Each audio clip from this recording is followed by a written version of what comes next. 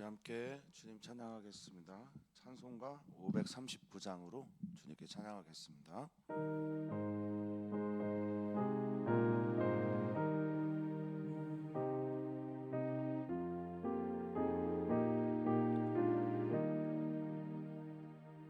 너 예수께 조용히 나가 내 모든 짐 내려놓고 주 십자가 사랑을 믿어 죄사함을 너 받으라. 주 예수께 조용히 나가 내 마음을 쏟아놓으라. 늘은 미리 보시는 주님 그 은혜를 베푸시니 주 예수의 은혜를 입어 내 슬픔이 없어지리. 내 이웃을 늘 사랑하여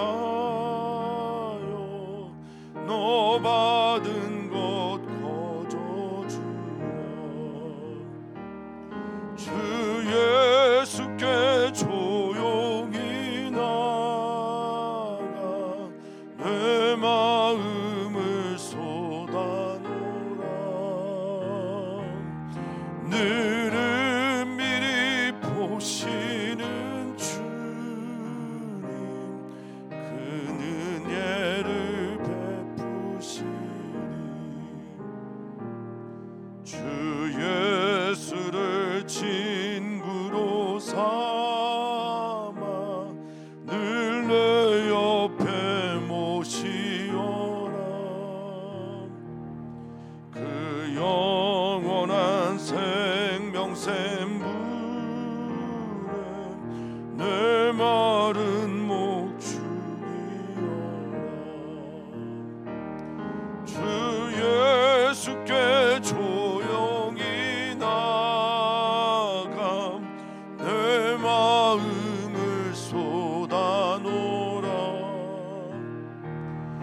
늘은 미리 보시는 주님 그 은혜를 베푸시리.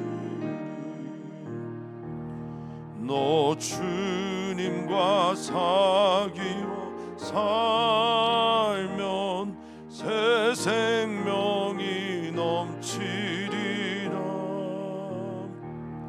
주 예수를 찾는 이 앞에 참 밝은 빛 비추어라. 주 예수께 조용히 나가 내 마음을 쏟아놓으라. 늘은 미리 보시는 주님 그 은혜를 베푸시리. 아멘. 아멘. 수고하고 무거운 짐을 진 우리들의 인생길에서 우리 주님이 계셔서 얼마나 감사한지 모릅니다. 주님을 통해서 우리의 짐이, 우리의 수고가, 우리의 무거운 모든 것들이, 특별히 멍해들이 주님을 보면서 그 마음 배우면서 쉽고 가벼운 것으로 느껴지게 해 주시옵소서. 주님, 우리 사랑하는 아버지 하나님께 당신의 무거운 짐, 수고의 짐, 그리고 무거운 멍에를 맡기는 법을 가르쳐 주셨고, 아버지를 신뢰하면서 이 모든 것들을 이겨나가는 것들을 가르쳐 주신 우리 주 예수 그리스도께서 오늘의 말씀을 통해 예수님 더욱 닮아가며 예수님처럼 사랑하며 예수님처럼 나의 무거운 모든 것들을 사랑하는 아버지 하나님께 맡길 수 있는 우리이기를 소망합니다. 말씀에 귀를 기울이고 말씀에 아멘하고 삶으로 아멘된 삶을 살아내는 우리 모두에게 소망하며 사랑 많으신 예수님의 이름으로 기도하옵나이다. 아멘. 아멘. 하나님 말씀 함께 봅니다. 하나님의 말씀은 요엘서 2장 1절에서 17절까지 말씀입니다. 요엘서 2장 1절에서 17절까지 말씀입니다. 우리 한 목소리로 읽도록 하겠습니다. 시온에서 나팔을 불며 나의 거룩한 산에서 경고의 소리를 질러 이 땅 주민들로 다 떨게 할지니 이는 여호와의 날이 이르게 됨이니라. 이제 임박하였으니 곧 어둡고 캄캄한 날이요 짙은 구름이 덮인 날이라. 새벽빛이 산 꼭대기에 덮인 것과 같으니 이는 많고 강한 백성이 이르렀음이라. 이와 같이 같은 것이 옛날에도 없었고 이후에도 대대에 없으리로다. 불이 그들의 앞을 사르며 불꽃이 그들의 뒤를 태우니 그들의 예전의 땅은 에덴 동산 같았으나 그들의 나중의 땅은 황폐한 들 같으니 그것을 피한 자가 없도다. 그의 모양은 말 같고 그 달리는 것은 기병 같으며 그들이 산 꼭대기에서 뛰는 소리는 병거 소리와도 같고 불꽃이 건불을 사르는 소리와도 같으며 강한 군사가 줄을 버리고 싸우는 것 같으니 그 앞에서 백성들이 질리고 무리의 낯빛이 하얘졌도다. 그들이 용사같이 달리며 무사같이 성을 기어오르며 각기 자기의 길로 나아가되 그 줄을 이탈하지 아니하며 피차에 부딪히지 아니하고 각각 자기의 길로 나아가며 무기를 돌파하고 나아가나 상하지 아니하며 성중에 뛰어들어가며 성 위에 달리며 집에 기어오르며 도둑같이 창으로 들어가니 그 앞에서 땅이 진동하며 하늘이 떨며 해와 달이 캄캄하며 별들이 빛을 거두도다.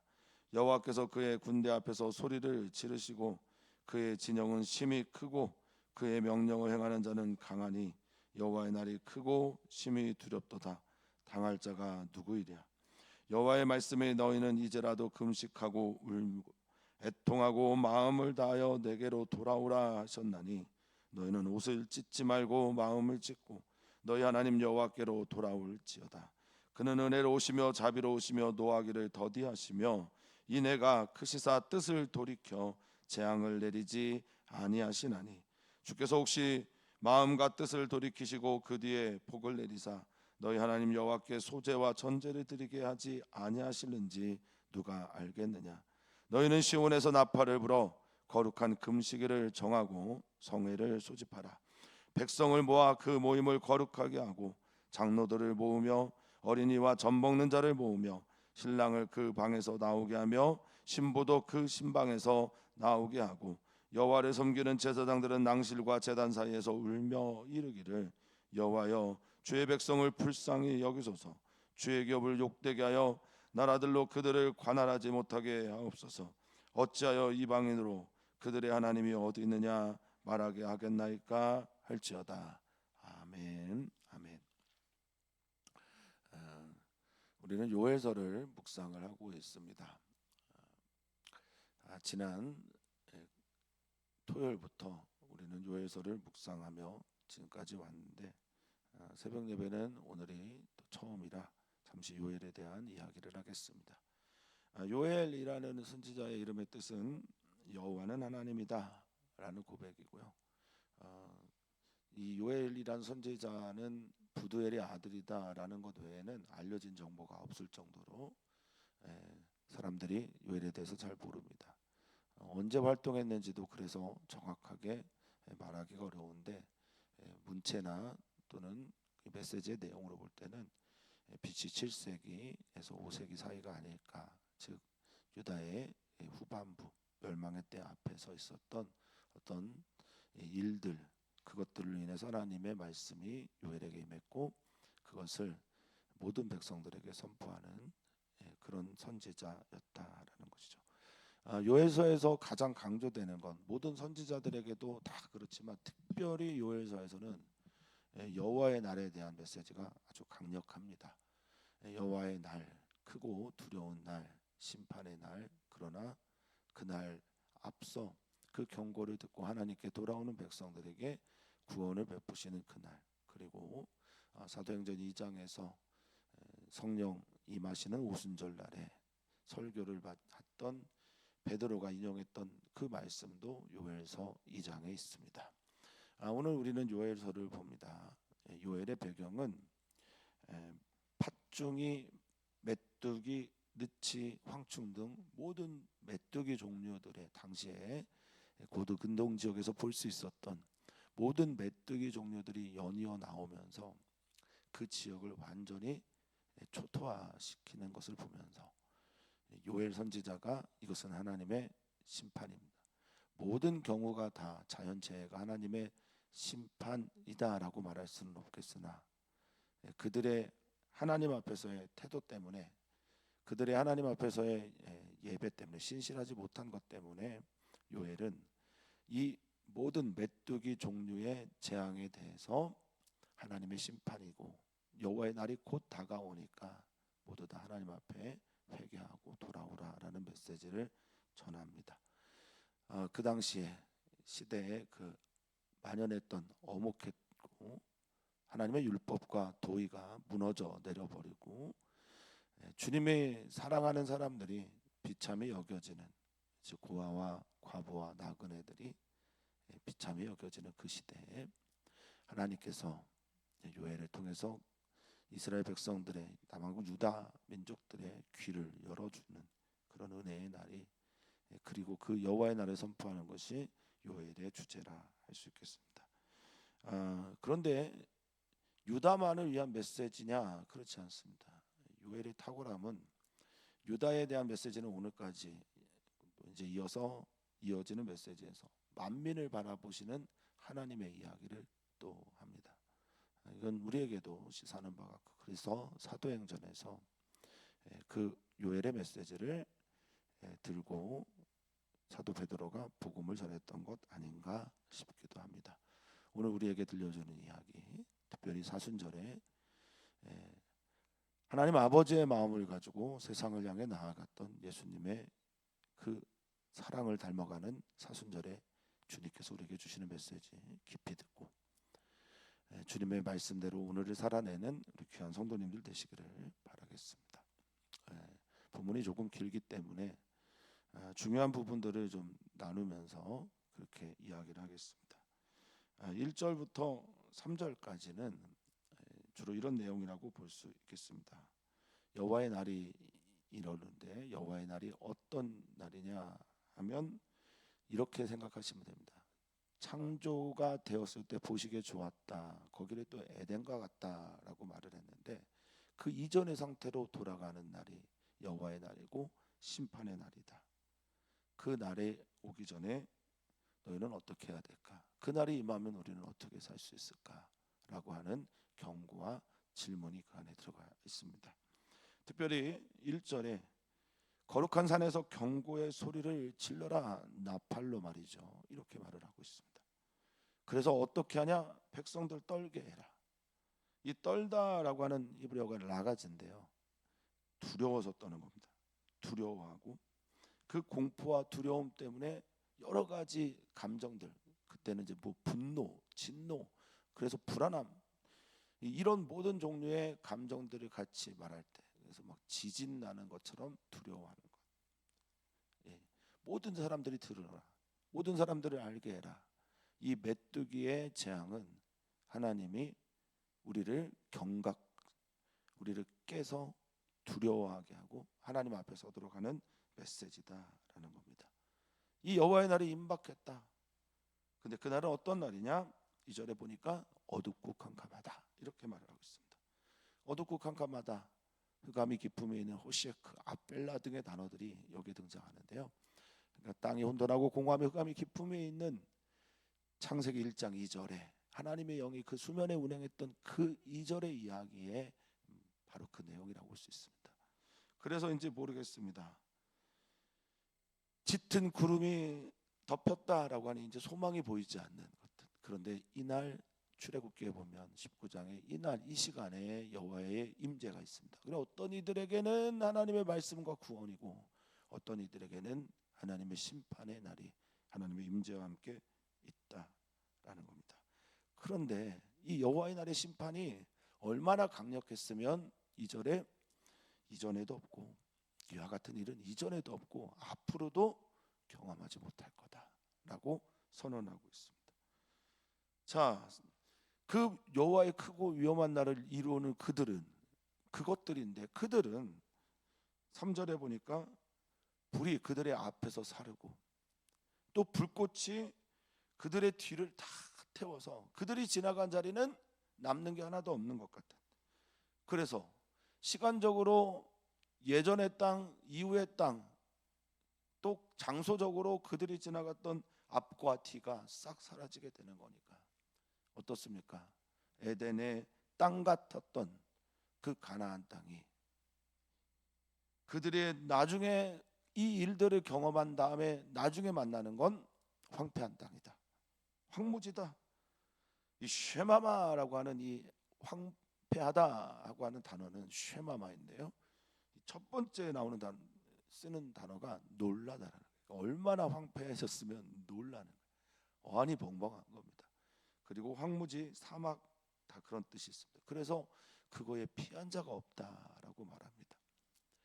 4절부터 11절까지는 이 메뚜기 떼를 의인화해서 마치 군사 또 병거, 병마 그리고 그들을 짓밟고 있는 침략군인 같은 그런 느낌으로 묘사를 했습니다. 약간 시적이고요, 은유적입니다.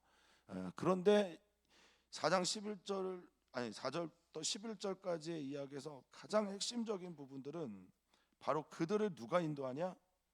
여호와 하나님이 이끌었다는 거예요. 그래서 11절 우리 같이 한번 읽어보고 제가 읽어드리겠습니다. 여호와께서 그의 군대 앞에서 소리를 지르시고 그의 진영은 심히 크고 그의 명령을 행하는 자는 강하니 여호와의 날이 크고 심히 두렵도다. 당할 자가 누구이랴? 이렇게 말하고 있습니다. 여호와께서 그의 군대 앞에서 소리를 지르다라는 말은 뭡니까? 진두지휘하고 계시다. 그 미물이 사람들의 이야기를 들을 수 없는 그 미물이 여호와 하나님께서 만드신 그들이기 때문에 여호와의 말씀에 순종하며 그렇게 나가고 있다라고 말하는 거죠. 이건 여호와 하나님의 심판이 확실하다. 하나님께서 그 일들을 이끌어 가고 계시고 그의 진영 주둔지죠. 심히 크고 그의 명령을 행하는 자는 강하다라고 말하고 있습니다. 이 메뚜기 떼가 모여들면 빛이 보이지 않을 정도의 어둠을 만들어낸다고 합니다. 그러니까 그의 명령을 행하는 자가 또 강하니 이 크고 강하다라는 건 크다라는 말은 가돌이에요. 가돌은 뭐냐? 하나님 앞에서 위대하다. 하나님 높다 이럴 때 쓰는 말이거든요. 그러니까 이들은 하나님의 명을 수행하는 이들이기 때문에 크고 이들은 하나님의 명령을 행하는 자들이기 때문에 강한 겁니다. 지지 않는 겁니다. 이 아춤이라는 단어가 4절부터 11절까지 계속 반복돼요. 강하다라는 것. 힘 있고 능력 있고 그래서 지지 않는 이런 의미를 가지고 있는 아춤이 계속 반복돼요. 이 여호와의 날이 힘이 크고 두렵다. 당할 자가 누구겠는가? 이 당할 자라고 할 때 당하다라는 게 풀이라는 히브리어인데요. 계산하다, 재다, 측정하다. 누가 이 크고 두려운 것들을 감히 측정하고 계산하고 또 당하겠느냐? 아무도 나설 수 없고 가늠조차 할 수 없다. 이렇게 말하고 있는 이 4절부터 11절까지의 그 메뚜기 떼의 모양은 이렇습니다. 그의 모양은 말 같다. 그리고 때로는 기병 같기도 하다.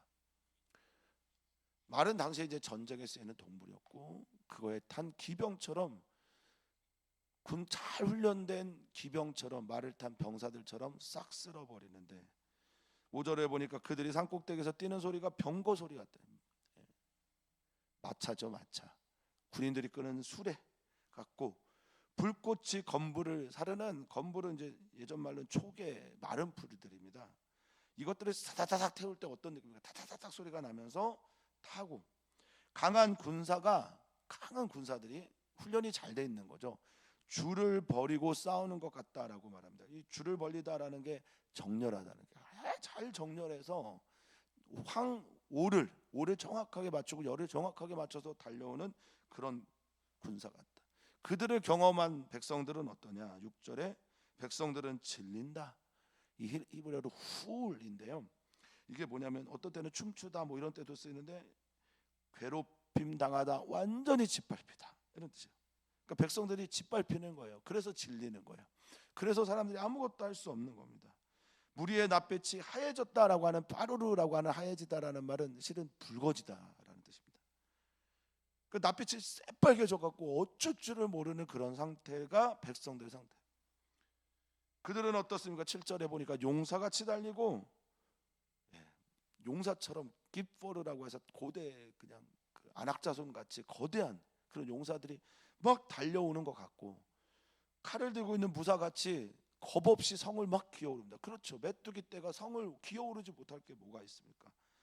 그리고 7절에 각각 자기의 길로 나아가는데 이탈하지 않는데요.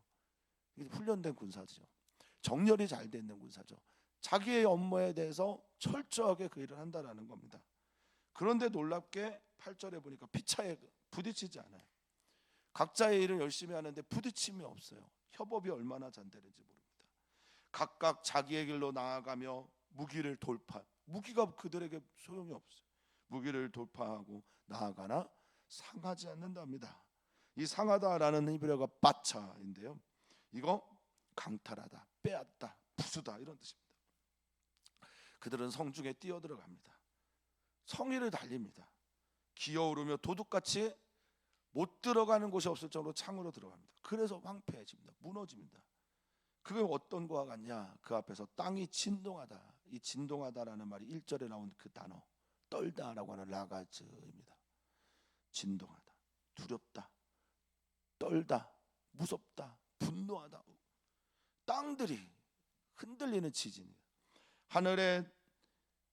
하늘이 떨고 해와 달이 캄캄하고 별들이 빛을 거둔다라고 말하고 있습니다. 이거는 세기말적인 현상이죠. 종말론. 이 시간이 끝나고 나라가 끝나고 장소가 무너지고 내 삶의 터전이 완전히 사라지는 것 같은, 그런데 내 삶의 터전이 무너지기 때문에 땅도 진동하고 하늘도 흔들리고 해와 달도 캄캄해지고, 에덴 동산 이전에, 창조 이전의 상태로 돌아가면서 모든 별들이 빛을 아사프라고 해서 싹싹 긁어서 다 사라지게 됐다. 이게 뭐라는 겁니까? 이게 바로 여호와 날이고 하나님께서 지휘하는 메뚜기 떼 그 군대다라고 말하고 있습니다. 자, 여호와의 날은 이렇습니다. 심판의 날입니다. 경고의 날입니다. 두려움의 날입니다. 크고 두려운 무서운 날입니다. 자, 그럴 때 이게 다 하나님의 말씀이라면, 이것으로 끝난다면 하나님은 사랑의 하나님이 아니시겠죠. 요엘은 이어서 말합니다. 정말 중요한 메시지를, 요엘이 정말 전하고 싶은 하나님 아버지의 마음이 여기에 있습니다. 너 두려우니까 빨리 돌아오라가 아니라, 너가 이제 기회가 있으니, 시간이 있으니 돌아오라는 말을 합니다. 12절 13절 너무나 중요한 요엘의 주제라고 저는 믿는데, 이것은 모든 선지서들의 또한 주제라고 저는 믿어요. 전하고 싶은 메시지, 여호와의 말씀의 12절입니다. 너희는 이제라도 금식하고 울며 애통하고 마음을 다하여 내게로 돌아오라 라고 하셨으니. 할렐루야. 주님이 우리의 소망입니다. 이제라도가 12절에서 지금은 여호와의 말씀에 너희는 이제라도 있지만, 이제라도라는 말이 히브리어 성경에서는 제일 앞에 있어요. 그러니까 지금 굉장히 강조되고 있다는 거죠. 이제라도, 지금이라도, 늦지 않았으니 당장. 이런 메시지를 들었냐? 그러면 너는 지금이라도, 이렇게 말을 하고 있는 겁니다. 금식하라. 모든 것을 끊고 하나님을 향해라. 울어라, 애통해라. 너의 죄를 회개하고 자복하면서 마음을 다하여, 레바브 마음이거든요. 중심입니다. 모든 것들을 만들어내는 자신의 중심의 마음이죠. 이것들을 다하여 내게 돌아오라. 마음 다 쏟아서 내게 돌아오라. 너희는 13절입니다. 옷만 찢지 마. 흉내만 내지 말고 마음을 찢고, 찢다라고 하는 칼아 산산조각 내는 건데 주님 앞에서 회개할 때 그 자세죠. 마음을 찢고 너희 하나님 여호와께로 돌아올지어라. 돌아와라 라고 말하고 있습니다. 여기 돌아오다라는 말이 이제 슈브죠. 슈브. 반복되어진다고. 회개하다, 돌아오다라는 말. 근데 사랑하는 성도님들 기억하시겠지만 예전 부흥 강사들은 지정의를 그렇게 강조를 했습니다. 그러니까 돌아오는데 머리, 가슴, 의지, 그냥 돌아오려면 고개만 돌려서는 안 됩니다. 생각만 돌아가서는 안 됩니다. 여러분들 발이 돌아가야 돌아가는 거죠. 마음 다해서 돌아오고 옷만 찢지 말고 마음을 찢으면서 하나님을 향해 돌아오라라고 말합니다. 이유가 뭡니까? 왜 우리는 하나님께 돌아가야 됩니까? 그분은 은혜롭고 자비롭고 노하기를 더디하시며 인애가 크시사 또 뜻을 돌이켜 재앙을 내리지 아니하는 분이기 때문에 그렇습니다. 여기 은혜라고 하는 한운이라고 하는 히브리어는 자비롭다, 친절하다, 따뜻하다 이런 말입니다. 여러분들을 따뜻하게 안아주시니까. 자비롭다라고 하는 라훔이라고 하는 단어는 이제 어머니의 모성애를 표현할 때 쓰는 말인데 자궁에서부터 따뜻한 동정심 있는 궁일이 여기는 그런 표현들을 쓸 때 쓰는 거죠. 노하기를 분노하기를 더디하다라는 말은 길게 하신, 노하기를 오래 참으시는 그런 분. 인애가 크시다. 인애는 구약 성경에 하나님 아버지를 말할 때 등장하는 중요한 성품 헤세드를 말합니다.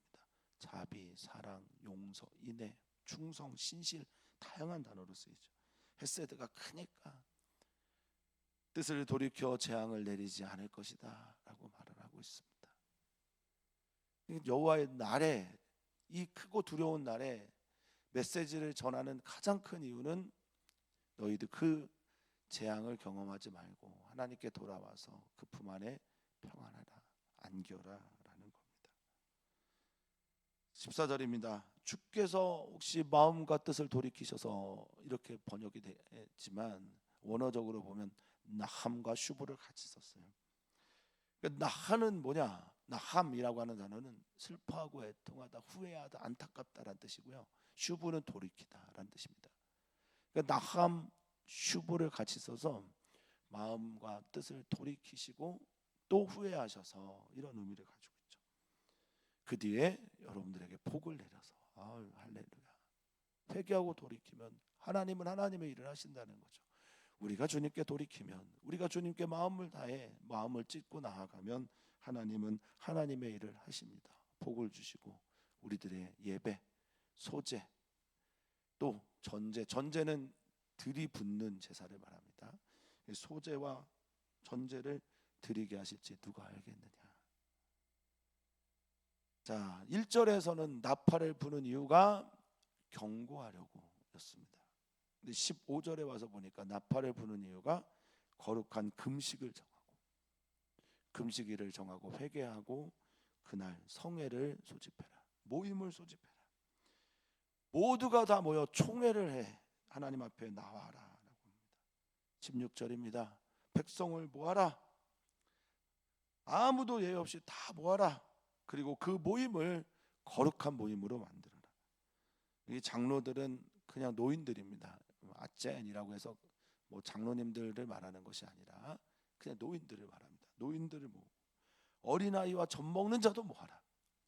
그러니까 남녀 노소 구분 없이 다 모으고 심지어 신랑과 신부도 나오게 해라. 이것은 1년 이제 신혼인 이들에게 전쟁에 나오지 않도록, 복무도 하지 않도록 그렇게 말했잖아요. 그러니까 신랑도 신부도 다 그 방에서 나오게 해라. 다 모으라는 겁니다. 예외 없이 모아라. 이 일은 모두가 다 회개하고 그 앞에서 하나님 앞에 무릎으로 나아가야 하는 일이다라는 거죠. 17절을 보면 그때 여호와를 섬기는 제사장들, 여호와 하나님께 예배하는 자들이죠. 아바드, 하나님 예배하고 섬기고 그의 메시지를 전하는 모든 제사장들, 이렇게 기도하고 이렇게 외쳐라. 낭실과 제단, 낭실은 현관문입니다. 성전의 현관문. 제단은 번제를 드리는 곳이죠. 그 낭실과 제단 사이라 하는 의미는 모든 유대인들이 다 들어올 수 있는 곳이죠. 여성들도 또 어린아이도, 어르신들은 당연히 앞에까지 올 수 있지만 유대인 남성들, 그 모든 사람들이 다 들을 수 있는 공간에서 왔다 갔다 하면서 이렇게 외쳐라. 울며 외쳐라. 여호와여, 17절입니다. 주의 백성을 불쌍히 여기소서. 아멘. 후스라고 하는 이 히브리어 동정하다, 측은히 여기다, 아끼다라는 뜻을 가지고 있어요. 주님의 백성을 좀 아껴주십시오. 주님의 백성을 측은히 여겨주십시오. 주님의 백성을 용서하여 주십시오. 또 하나의 기도가 있는데 이렇게 기도합니다.